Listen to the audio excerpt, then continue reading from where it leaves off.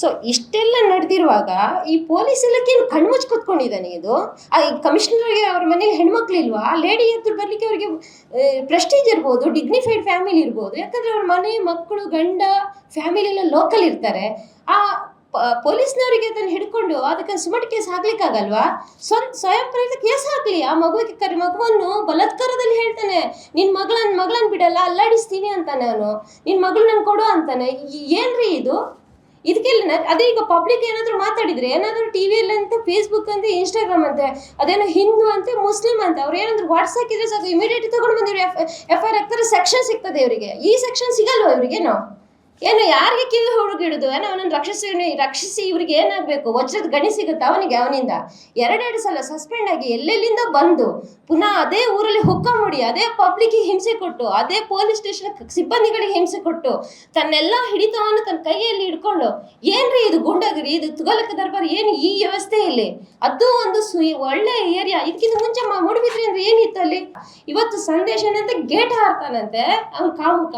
ಅಲ್ಲೇನೋ ಯೂನಿಫಾರ್ಮ್ ಅಲ್ಲಿ ಡ್ಯಾನ್ಸ್ ಮಾಡೋದು ಅವ್ರು ಕ್ರಿಶ್ಚಿಯನ್ ಪದ್ಧತಿಯಲ್ಲಿ ಇರುವುದಂತದ್ದು. ಯಾರು ಹೇಳೋದು ಗೊತ್ತಿಲ್ಲ, ನಾನು ಸರಿ ಕೇಳಿಲ್ಲ. ಕ್ರಿಶ್ಚಿಯನ್ ಪದ್ಧತಿಯವರಿಗೆ, ಕ್ರಿಶ್ಚಿಯನ್ ಕಮ್ಯುನಿಟಿ ಅವರಿಗೆ, ನನ್ನ ಧರ್ಮದವ್ರ ಬಗ್ಗೆ ತಪ್ಪು ತಿಳ್ಕೊಬೇಡಿ ಯಾರು. ಅವ್ರು ಹೇಳಿದ್ರು ಕ್ರಿಶ್ಚಿಯನ್ ಕಮ್ಯುನಿಟಿಯಲ್ಲಿ ಅದೆಲ್ಲ ಏನು ಕಾಮನ್ ಅಂತಾರೆ. ಏನು ಲೇಡೀಸನ್ನು ಹಿಡ್ಕೊಂಡು ಡ್ಯಾನ್ಸ್ ಮಾಡೋದು ಕಾಮನ್ ಅಂತಾರೆ. ಯೂನಿಫಾರ್ಮ್ ಹಾಕೊಂಡು ಕ್ರಿಶ್ಚಿಯನ್ ಕಮ್ಯುನಿಟಿಯಲ್ಲಿ ಡ್ಯಾನ್ಸ್ ಮಾಡೋದು ಕಾಮನ್ ಅಂತ ಅವ್ರ ಅರ್ಥ. ಹಾಗಾದ್ರೆ ಕರ್ನಾಟಕ ರಾಜ್ಯ ಬಿಡಿ, ನಮ್ಮ ಇಂಡಿಯನ್ ಗೌರ್ಮೆಂಟು ಪೊಲೀಸ್ಗೊಂದು ಒಳ್ಳೆ ರಕ್ಷಣೆ ಅಂತ ಹೇಳೋ ಯೂನಿಫಾರ್ಮ್ ಕೊಟ್ಟಿದ್ದಾರೆ. ನಾವು ಆಗಲಿ ಈಗ ಪೊಲೀಸು ನಮಗೇನು ಬೈದ್ರೆ, ನಾವು ಅವ್ನು ಹೊಡೆದ್ರು ನಾವು ಅವ್ನಿಗೆ ಕೈ ಎತ್ತಲ್ಲ, ಯಾಕಂದ್ರೆ ಅದು ರಕ್ಷಣೆ ಅಂತೇಳಿ ಅಷ್ಟು ಮರ್ಯಾದೆ ಕೊಡ್ತೀವಿ. ಆ ಯೂನಿಫಾರ್ಮ್ ಹಾಕಿ ಹೊರಗಿನ ಲೇಡಿ ಹತ್ರ ಹೋಗಿ ಡ್ಯಾನ್ಸ್ ಮಾಡೋ ಅಗತ್ಯ ಏನಿತ್ತು? ಆ ಯೂನಿಫಾರ್ಮ್ಗೆ ಬೆಲೆ ಇಲ್ವೇನು? ಇವರಿಗೆ ಆ ಡ್ಯಾನ್ಸ್ ಮಾಡಬೇಕಾದ್ರೆ, ಆ ಎಂಜಾಯ್ ಮಾಡಬೇಕಾದ್ರೆ ಅದಕ್ಕಾದ ಒಂದು ಟೈಮ್ ಇದೆ, ರಜೆ ತಗೊಳ್ಳಿ ಇವರು. ಏನಕ್ಕೆ ನಮ್ಮ ಯೂನಿಫಾರ್ಮ್ ಕ್ರಿಶ್ಚಿಯನ್ ಕಮ್ಯುನಿಟಿಯವರಿಗೆ ಬಾಡಿಗೆ ಕೊಟ್ಟಿದ್ದಾರಾ? ಏನು ಮಾತಾಡ್ತಿದ್ದಾರೆ? ಆ ಕಮಿಷನರ್ಗೇನು ಬುದ್ಧಿ ಇಲ್ವಾ? ಅಲ್ಲ ತಲೆಗೆ ಅರ್ಥ ಆಗಲ್ವಾ? ಅಲ್ಲ ಕನ್ನಡ ಬರೋದಿಲ್ವಾ? ಯಾವುದಾದ್ರೂ ಇಂಗ್ಲೀಷ್ ಪತ್ರಿಕೆ ಇರುತ್ತೆ, ಒಮ್ಮೆ ಇಂಗ್ಲೀಷಲ್ಲಾದರೂ ಒಮ್ಮೆ ನ್ಯೂಸ್ ಕೊಡಿ, ಯಾವಾಗಾದ್ರೂ ಅರ್ಥ ಆಗುತ್ತೆ ಅನ್ನೋ ನನ್ನ ಲೆಕ್ಕದಲ್ಲಿ. ಫಸ್ಟು ನನಗೆ ಈ ಪೊಲೀಸ್ ಇಲಾಖೆಯನ್ನು ಸರ್ಜರಿ ಮಾಡಬೇಕಾಗಿದೆ. ನಮ್ಮ ಇವತ್ತಿಗೆ ಜಗಜ್ಜಾಹೀರಾಗಿದೆ ಮಂಗಳೂರು ಪೊಲೀಸ್ ಇಲಾಖೆ ಮತ್ತು ಮೂಡುಬಿದ್ರೆ ಸ್ಟೇಷನ್. ಈ ಹೆಸರೇ ಜಗಜ್ಜಾಹೀರಾಗಿ ಹೋಗಿದೆ. ಇನ್ನು ನ್ಯಾಷನಲಲ್ಲಿ ಇವರಿಗೆ ಭಾರತ ರತ್ನ ಪ್ರಶಸ್ತಿ ಸಿಗ್ಬೋದು ಇಂಥ ಪೊಲೀಸ್ ಇಲಾಖೆ ಆಫೀಸರ್ಗಳಿಗೆ. ಇನ್ನೊಂದು ಅದೇನು ಕೇಳ್ಪಟ್ಟೆ, ಅವಳು ವಿಡಿಯೋ ಇದೆ, ಯಾರು ಎಲ್ಲ ಲೇಡಿ ಹತ್ರ ಹೇಳೋದು, ಇವನು ಮಾತಾಡೋದು.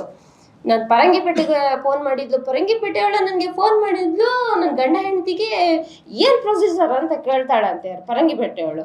ಇನ್ನೊಂದು ಹಳದಂಗಡಿಯವಳು ಕೇಳ್ತಾಳಂತೆ, ನಂದು ಚಿನ್ನ ಇಟ್ಟು ಬಂಗಾರ ಕೊಟ್ಟು ಅವಳಿಗೆ ಸಾಲ ಕೊಟ್ಟಿದ್ದೀನಿ ಮನೆ ಕಟ್ಟಲಿಕ್ಕೆ ಅಂತಾಳಂತೆ. ಪರಂಗಿಪೇಟೆಯಲ್ಲಿ ಹಳದಂಗಡಿಯಲ್ಲಿ ಏನು ಮೂಡುಬಿದ್ರೆ ಸ್ಟೇಷನ್ ಲಿಮಿಟ್ ಬರುತ್ತೇನೋ ಅವಳು ಗಂಡ ಹೆಂಡತಿ ಸಮಸ್ಯೆ ಕೇಳಲಿಕ್ಕೆ? ಅಲ್ಲೇನು ಲೋಕಲ್ ಪೊಲೀಸ್ ಇಲ್ವಾ? ಅಲ್ಲ ಪರಂಗಿಪೇಟೆ ಅವಳಿಗೆ ಯಾರು ಪರಿಚಯ ಇಲ್ವಾ? ಅವಳೇನು ಮುಗ್ದೇನ ಅವಳು ಇವ್ರ ಹತ್ರ ಬತ್ತು ಕೇಳಲಿಕ್ಕೆ? ಎಲ್ಲ ತನ್ನದೇ ಒಂದು ಏನಂತ ಹೇಳ್ತಾರೆ ಹಿಡಿತಾ ಇಲ್ಲಿ. ಇವನಿಗೆ ಗೊತ್ತು ಎಷ್ಟು ಹೆಣ್ಣು ಮಕ್ಕಳನ್ನು ಮುಕ್ಕಿದ್ದೀನಿ, ಎಷ್ಟು ಹೆಣ್ಣು ಮಕ್ಕಳ ಚಿನ್ನ ಮಾರಿ ನಾನು ದುಡ್ಡು ತಗೊಂಡಿದ್ದೀನಿ, ಎಷ್ಟು ಹೆಣ್ಣು ಮಕ್ಕಳನ್ನು ಯೂಸ್ ಮಾಡಿದ್ದೀನಿ, ಎಷ್ಟು ಹೆಣ್ಣು ಮಕ್ಕಳನ್ನು ನನ್ನ ಸ್ಥಳ ಮಹಾಜರು, ನನ್ನ ಎಂಥ ಪೊಲೀಸ್ ಲಿಮಿಟಿಗೆ ವಸೂಲು ಕೇಸುಗಳಿಗೆ ಎಲ್ಲ ಸಾಕ್ಷ್ಯಕ್ಕೆಲ್ಲ ಯೂಸ್ ಮಾಡಿದ್ದೀನಿ. ಇವನಿಗೆ ಗೊತ್ತು. ಇನ್ನೊಂದು ಆಡಿಯೋ ನೋಡಿದ್ದೀನಿ ನಾನು, ಇದೆಲ್ಲ ತನಿಖೆ ಆಗಬೇಕು. ಈಗ ಹೊಸ್ತು ಒಂದು ಸಣ್ಣ ವಿಷಯಕ್ಕೆಲ್ಲೇ FIR ಹಾಕೋದೇನು ಪೊಲೀಸ್ ಇಲಾಖೆ? ಅವನನ್ನು ತಗೊಂಡು ಬಂದು ಕಾಲರ್ ಪಟ್ಟಿ ಹೇಳಿದು ಒಳಗೆ ಹಾಕೋದೇನು ಪೊಲೀಸ್ ಇಲಾಖೆಯವ್ರಿಗೆ? ಪೊಲೀಸ್ನವ್ರಿಗೆ ಹಾಕ್ಲಿಕ್ಕಾಗಲ್ವಾ FIR? ಅವನನ್ನು ಯೂನಿಫಾರ್ಮ್ ತೆಗೆದಿದ್ದಾರೆ, ಈಗ ಇಮಿಡಿಯೇಟ್ ಅರೆಸ್ಟ್ ಮಾಡಬೇಕು. ಯಾಕಂದ್ರೆ ಒಂದು ಹೆಣ್ಣು ಪಾಪುಗೆ ಹೇಳಿದ್ದಾನೆ, ಹೆಣ್ಣು ಪಾಪ ನನ್ನ 8 ವರ್ಷ 18 ವರ್ಷದ ಹುಡುಗಿ ಅಲ್ಲ ಹುಡುಗಿ. ಆ ಹುಡುಗಿಗೆ ನಿನ್ನ ಎಕ್ಸಲೆಂಟ್ ಹುಡುಗಿಯನ್ನು ತಗೊಂಡು ಬರ್ತೀನಿ, ಯೂಸ್ ಮಲ್ಲಾಡಿಸ್ತೀನಿ ಅಂತಾನೆ ಅವನು. ಇವ್ರಿಗೇನು ಸುಮಟ್ಟು ಕೇಸ್ ಹಾಕ್ಲಿಕ್ಕಾಗಲ್ವಾ? ಈಗಿನಿಗೆ ಅರೆಸ್ಟ್ ಮಾಡಿ FIR ಮಾಡ್ಲಿಕ್ಕಾಗಲ್ವಾ? ಯಾಕೆ ಬಿಟ್ಟಿದ್ದಾನೆ? ಇನ್ನೂ ಹುಡುಗಿಯನ್ನು ಮುಗಿದು ಮುಕ್ಲಿಕ್ಕೆ ನಮ್ಮ ಕರಾವಳಿದು ಹೆಣ್ಮಕ್ಳನ್ನು, ಅವ್ರ ಮನೆಯವ್ರದ್ದು ಹೆಣ್ಮಕ್ಳನ್ನ ತಿನ್ಲಿ, ಪಬ್ಲಿಕ್ನವ್ರು ತಿನ್ನೋದು ಬೇಡ ಇವನು.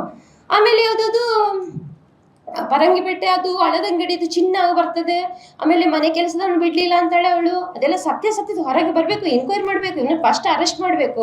ಆ ಪಾಪ ಒಂದು ಹೆಣ್ಣು ಚಿನ್ನ ಇಟ್ಟು ಕೊಟ್ಟಿದ್ದಾಳೆ ಅಂತ ಇವನಿಗೆ ದುಡ್ಡು. ಅವಾಗ ಅವನಿಗೆ ಸ್ಪಷ್ಟತೆ ಇಲ್ಲ, ಅದು ಸತ್ಯ. ಅವನು ಮನಸ್ಸಲ್ಲಿ ಇದನ್ನು ಹೇಳಲಿಕ್ಕೆ ಬರಲ್ಲ ಅವನಿಗೆ. ಅದರಲ್ಲೆಲ್ಲ ಒಂದೊಂದರಲ್ಲಿ ಒಂದೊಂದು ಸ್ಟೋರಿ ಇದೆ.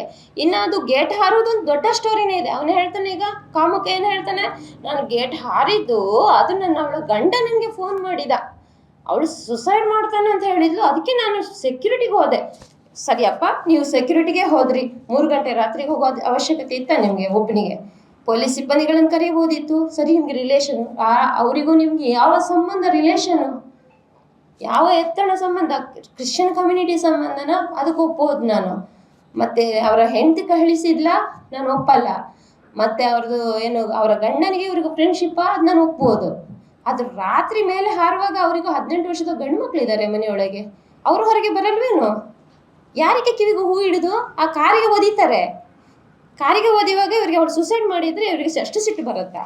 ಮಾಡ್ತಾರೆ ಹೀಗೆ ಅವರ ನಡತೆಯಲ್ಲಿ ಅವರಿಗೆ ಇದು ಇಲ್ಲ, ಸ್ಪಷ್ಟತೆ ಇಲ್ಲ. ಅವ್ರ ಬಾಡಿ ಇದೇ ಹೋಗಿದೆ, ಬಾಡಿ ಲ್ಯಾಂಗ್ವೇಜಲ್ಲಿ ಗೊತ್ತಾಗುತ್ತೆ ಅಲ್ಲಿ ಯಾವ ಪರಿಸ್ಥಿತಿಯಲ್ಲಿ ಆ ಮನುಷ್ಯ ಇದ್ದಾನೆ ಅಂತ. ಇಷ್ಟೆಲ್ಲ ವಿಡಿಯೋ ಇದೆ, ಇನ್ನೂ ಇದೆ ಆಡಿಯೋ ವಿಡಿಯೋಗಳು. ಸಾಧಾರಣ ಕೆಲವು ಹೆಣ್ಣುಮಕ್ಳು ಹೆದರಿಕೊಂಡು ಡಿಲೀಟ್ ಮಾಡಿದ್ದಾರೆ, ಅಂದರೆ ಅಷ್ಟು ಹೆದರಿಸ್ತಾನೆ ಅಪ್ಪ ಆಗಿದ್ದಾನೆ. ಇನ್ನು ಐ ಬಿಗೆ ಬರ್ತೀನಿ. ಇದರಲ್ಲಿ IB ಅನ್ನೋದೊಂದು ಪ್ರಸಿದ್ಧ ಪ್ರವಾಸಿ ತಾಣ. ಮೂಡುಬಿದ್ರೆ ಸ್ಟೇಷನ್ಗೆ ಮತ್ತು ಆ ಪ್ರವಾಸಿ ತಾಣಕ್ಕೆ ಒಳ್ಳೆಯ ಸಂಬಂಧ ಇದೆ. ಈ ಪಟಾಲಂ ಗ್ರೂಪ್ ವ್ಯವಹಾರ ನಡೆಯುವುದೇ IB. ಇಡೀ IBಯಲ್ಲೇ ಇರೋದು ಇವ್ರ ವ್ಯವಸ್ಥೆ. ಈ IB ಇವ್ರದ್ದು ಭ್ರಷ್ಟಾಚಾರದ ಕೋಪೆ. ನಾನು ಕೇಳಿಪಟ್ಟೆ, 1 ವರ್ಷದಿಂದ ನನಗೆ ಇದು ಗೊತ್ತು. ಅದಕ್ಕೆ 3 ವರ್ಷ ಆಯ್ತು ಆ ಸ್ಟೇಷನಲ್ಲಿ ಬಂದು. ಆ 3 ವರ್ಷದಿಂದ IBಯಲ್ಲಿ ಎಷ್ಟು ನಡೆದಿದೆ ಅನ್ನೋದಕ್ಕೆ ಈಗ ಸಾಕ್ಷ್ಯ ಸಿಗ್ಲಿಕ್ಕಿಲ್ಲ. ಅಂದರೆ ಯಾಕಂದರೆ 1 ವರ್ಷದ CC ಸಿಗಲ್ಲ. IB ಆದರೆ ಒಂದು 6 ಮಂತ್ಸು, ಇಲ್ಲ ಅಂಗಡಿಯ ಬಾಜು 3 ಮಂತ್ಸ್ ಇದು